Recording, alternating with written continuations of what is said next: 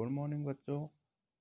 कल हमने पढ़ा था उद्देश्यों द्वारा प्रबंध किसे कहा जाता है, तो उसकी अर्थ और परिभाषाओं के संबंध में हमने पढ़ा था। उसके कुछ विद्वानों ने अपनी परिभाषाएं रखी थी, यानी कि अधीनस्थ और शीर्षस्थ प्रबंधकों द्वारा जो उद्देश्य निर्धारित किए जाते हैं किसी संस्था या संगठन में, तो उनको प्राप्त करने के लिए जो भी निर्धारित प्रक्रिया अपनाई जाती है उसे उद्देश्यों द्वारा प्रबंध की प्रक्रिया कहा जाता है। तो उद्देश्य द्वारा प्रबंध की कुछ विशेषताएं भी हैं और उनकी आवश्यकता भी है कि क्या तो इसकी विशेषता है, क्यों इसकी आवश्यकता है और क्या इसके उद्देश्य हैं, तो इनके बारे में भी समझना बहुत आवश्यक है। तो पहला है इसकी विशेषताएं, जिसमें पहली विशेषता है उद्देश्य प्रधान प्रणाली, यानी उद्देश्यों द्वारा प्रबंध मैनेजमेंट बाय ऑब्जेक्टिव की प्रक्रिया में मुख्य जो पहली विशेषता है वो यही है कि इसमें उद्देश्य प्रधान प्रणाली है, यानी कि इसका मूल सार तत्व है, ये उद्देश्य है। किसी उद्देश्य को ही लेकर के या किसी लक्ष्य को लेकर के ही ये प्रणाली अपनाई जाती है। दूसरी इसकी विशेषता है सहभागिता आधारित प्रणाली।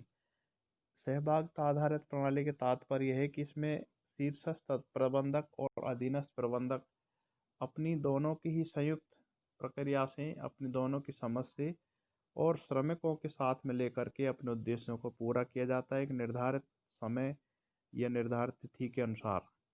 तीसरी विशेषता है इसकी क्रियात्मक प्रणाली, यानी ये मुख्य रूप से किस पर बल देती है, क्रियात्मक पर, यानी कि ये केवल व्यवहारिक ही नहीं है, केवल व्यवसायिक नहीं है, ये क्रियात्मक प्रणाली है, यानी कि इसको एक्टिव मोड पे लाया जाता है। जो भी उद्देश्य तय किए जाते हैं उनको श्रमिक और अधीनस्थ और शीर्षस्थ प्रबंधक मिलकर इसको पूरा करते हैं। संसाधनों का श्रेष्ठतम प्रयोग, चौथी विशेषता है इसकी संसाधनों का श्रेष्ठतम प्रयोग, यानी कि किसी संस्थान संगठन या निगम के पास जो भी उपलब्ध संसाधन है उनका सर्वश्रेष्ठ प्रयोग किया जाता है, उपयोग किया जाता है, जिसके आधार पर निर्धारित समय पर अपने लक्ष्यों को पूरा किया जा सके।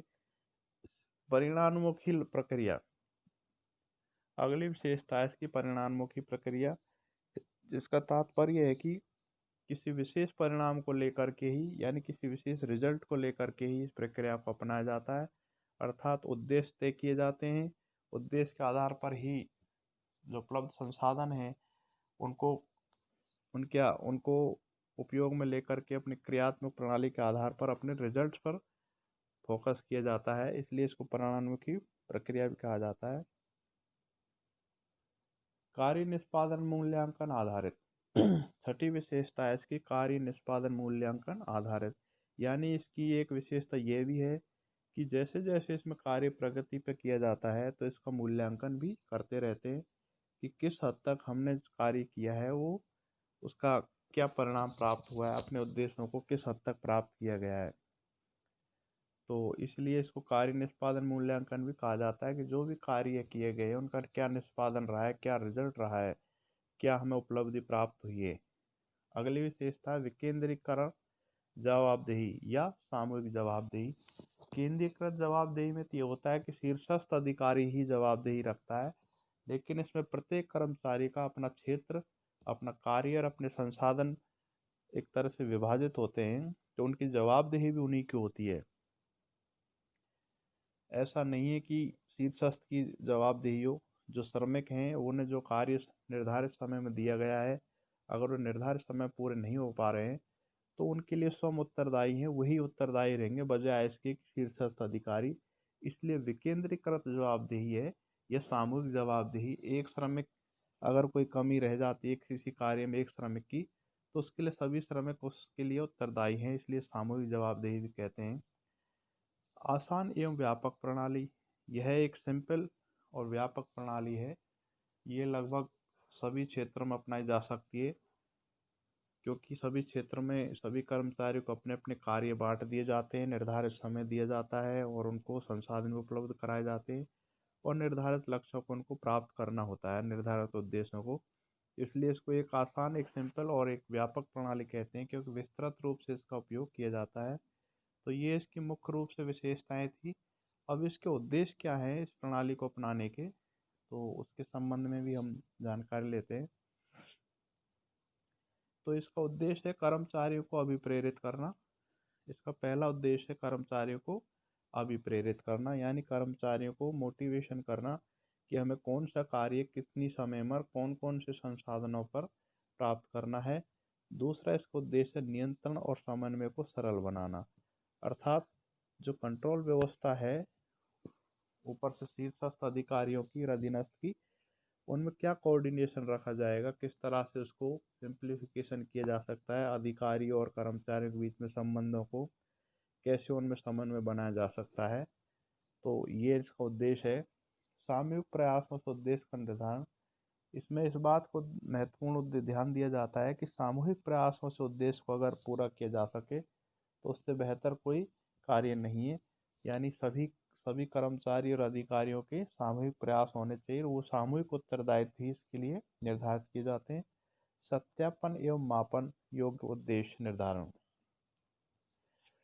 इसमें जो उद्देश्य निर्धारित किए जाते हैं वो परिणाममुखी होते हैं, इसलिए उनका कार्य निष्पादन भी किया जाता है और उसी के आधार पर इनका सत्यापन और मापन किया जाता है। यानी कि जो हमने कार्य किए गए हैं वो किस हद तक प्राप्त हुए हैं, उनका कहाँ कहाँ उनका क्या माप किया जा सकता है, किस हद तक उनको प्राप्त किया है, क्या कमी रही है और आगे क्या बदलाव किए जा सकते हैं, इसलिए इनको सत्यापन और मापन योग्य बताया गया है।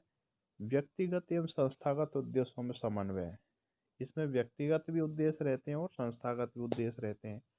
पूरी संस्था का वार्षिक या 6 माह या 1 महीने का जो भी उनका लक्ष्य होता है संस्था का, इसी प्रकार से प्रत्येक व्यक्ति या प्रत्येक अधिकारी कर्मचारियों के भी अपने लक्ष्य होते हैं। तो इसको व्यक्तिगत और संस्थागत उद्देश्यों में भी समन्वय माना गया है कि व्यक्ति और संस्था के उद्देश्यों में क्या एक रूपता रहेगी जिसके आधार पर संस्था प्रगति कर सकती है। प्रतिस्पर्धा को प्रोत्साहित करके विकास करना, यानी कंपटीशन की भावना से इसको प्रोत्साहित किया जाता है। जब एक कर्मचारी या एक अधिकारी या ये एक अधीनस्थ जो भी है कोई कार्य में प्रगति अच्छी करता है तो दूसरा उसके प्रेरित होता है स्वाभाविक रूप से कि मैं भी इस तरह से उत्तम कार्य करके संगठन को बढ़ावा दूं। तो इसमें प्रतिस्पर्धा की को प्रोत्साहित करने का भी भावना रहती है। अगला इसका उद्देश्य होता है निष्पादन मूल्यांकन आधारित पारिश्रमिक निर्धारण। इसमें निष्पादन मूल्यांकन का तात्पर्य यही है कि जो कार्य दिया गया है और वो निर्धारित समय में किस हद तक उसको पूरा किया गया है, तो उसके आधार पर श्रमिकों की अधिकारियों की पारिश्रमिक भी निर्धारित किया जा सकता है। तो इसलिए ये पारिश्रमिक निर्धारण का भी एक आधार बनता है। तो उद्देश्यों द्वारा प्रबंधन की विशेषताएं, उसके उद्देश्य, अब उसकी आवश्यकता को भी देखते हैं हम कि इसकी क्या आवश्यकता रही है, क्यों रही है, क्या काम है इसका, क्या महत्व है। तो पहली आवश्यकता तो इसका यह है कि निष्पादन मूल्यांकन हेतु यह आवश्यक है, यानी कि जो कार्य दिए गए हैं उनका मूल्यांकन करना आवश्यक है। तो उसके लिए इस प्रणाली को अपनाना बहुत आवश्यक है, इसलिए इसका महत्व है। अपेक्षित परिणामों को अधिक स्पष्ट करने हेतु, यानी कि जो परिणाम प्राप्त हमें करने हैं उनको और अधिक स्पष्ट करने हेतु इसको अपनाया जाना आवश्यक होता है। कार्य क्षमता एवं स्पर्धा में विकास हेतु, यानी प्रत्येक कर्मचारी और अधिकारियों की कार्य क्षमता और उनकी स्पर्धा में विकास करने के लिए इस प्रक्रिया को अपनाया जाना आवश्यक है ताकि एक दूसरे कर्मचारी आपस में एक दूसरे के कार्य निष्पादन से प्रोत्साहित हो सके। संगठन में संप्रेषण कौशल प्राप्त करना, किसी भी संगठन का सार तत्व होता है संप्रेषण, कि इस तरह से उसमें किस तरह का कम्युनिकेशन है, किस तरह के संबंध है, कैसा समन्वय है। तो इसकी कुशलता को प्राप्त करने के लिए आवश्यक है कि उद्देश्यों द्वारा प्रबंध प्रक्रिया अपनाई जा सके। और अगला सौहार्दपूर्ण अंतर संबंधों का विकास करना, यानी श्रमिक अधिकारियों या संगठन के और जितने भी पदाधिकारी हैं या श्रमिक हैं उन सब में किस तरह के अंतर संबंध हैं, मैत्रिक संबंध है, सौहार्दपूर्ण संबंध है, सामाजिक संबंध है। तो उन संबंधों का प्रभाव पूरी तरह से संगठन और संस्था के विकास पर पड़ता है।